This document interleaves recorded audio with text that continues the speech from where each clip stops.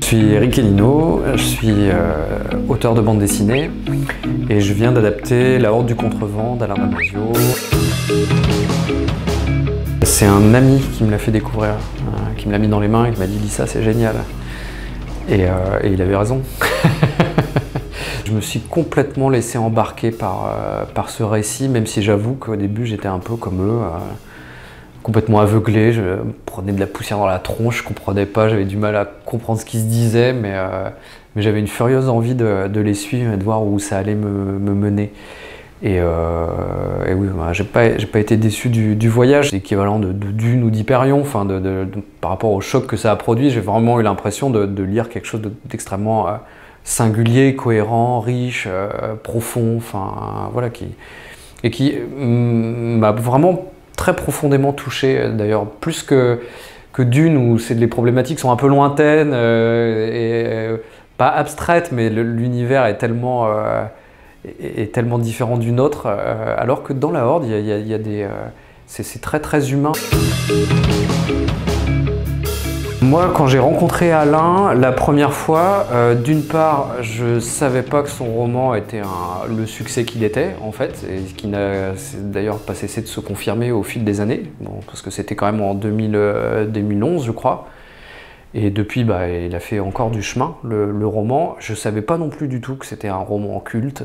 Moi, c'était juste une œuvre qui me parlait et que j'ai vraiment adoré, quoi. Une des premières discussions qu'on a eues avec Alain, quand je lui ai proposé je lui ai dit que j'avais ce projet d'adapter son roman en bande dessinée et qu'on s'est rencontrés, il a regardé mes dessins, les dessins, la BD que j'avais faite, qui était 13 Mystery à l'époque, qui était la dernière que j'avais publiée.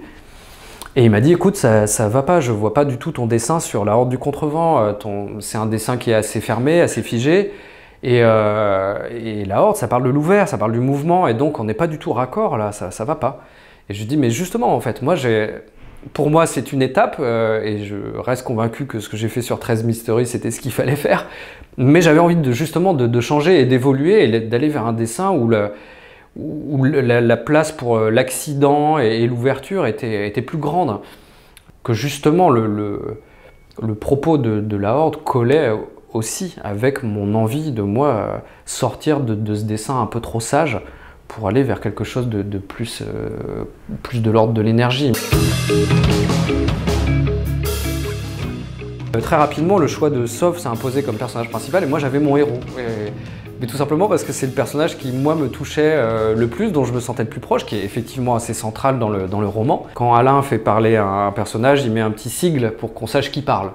Moi, évidemment, comme je dessine les personnages, on a une bulle sur un petit bonhomme, donc on sait qui est en train de parler. Par contre, j'ai pas accès à l'intériorité des personnages. Moi, je fais, comment dire, ce que les personnages ressentent et les interactions qu'il y a entre eux, ça ne passe pas à travers des bulles de pensée ou des choses comme ça, mais simplement par l'action, en fait, et ce que les personnages se disent et comment ils réagissent, leurs expressions, les visages, etc. Et ensuite, il y a effectivement cette question de la polyphonie qui, pour Alain Damasio, est très centrale. Pour lui, en fait, l'idée du héros qui va, en gros, qui va sauver le monde, pour lui, c'est un imaginaire de droite. C'est genre, je tire le monde est intenable, est infernal, etc. Mais le héros va arriver à tirer son épingle du jeu. Mais lui, il va s'en sortir. Mais pas forcément les autres. Il va pas forcément changer le système, etc. Moi, à mon avis, tous les gens qui ont écrit avec un personnage central sont pas forcément des gens qui ont un imaginaire de droite. Enfin, je pense pas que ça soit aussi simple que ça. Mais malgré tout, je comprends ce qu'il a voulu faire en prenant un groupe et le collectif, en fait, parce que pour lui, c'est le collectif qui compte, et pas juste un personnage qui s'en sort, mais juste un groupe ensemble. J'ai un dessin qui est assez réaliste, et voilà, moi, les auteurs qui me fascinent, voilà, c'est Herman, c'est Giraud, c'est ces dessinateurs-là. L'univers est sous une apparence assez simple, c'est un monde où le vent souffle en permanence, dans la même direction, ok. En fait, c'est très complexe, puisque toute la cosmogonie de ce monde tourne autour du mouvement. Enfin voilà, le discours de Caracol, qui est le troubadour dans La Horde, quand il parle de la naissance de l'univers, on sent qu'il y a une complexité et une cohérence, en fait, propre à cet univers. Il se trouve que j'ai fait un voyage en Islande, et je me suis dit, mais c'est le pays de La Horde ici, c'est exactement ça. Il y avait une envie aussi pour moi, je me suis documenté bien sûr sur les différents déserts qu'il y a, et en fait il y a une variété incroyable de déserts. Et j'avais envie qu'il y ait une variété quand même dans les décors, qu'on sente qu'ils se sont déplacés et que tout n'était pas forcément un désert de sable en permanence tout le temps. Enfin, j'avais envie de plus de richesse que ça.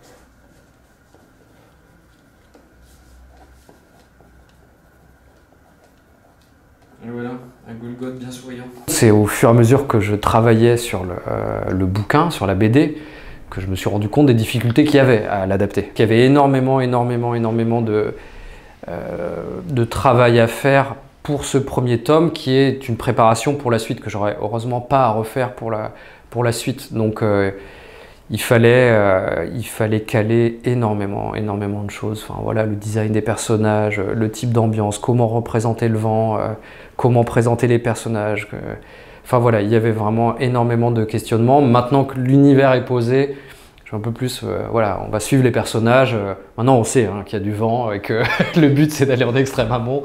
Donc voilà, maintenant il faut marcher quoi.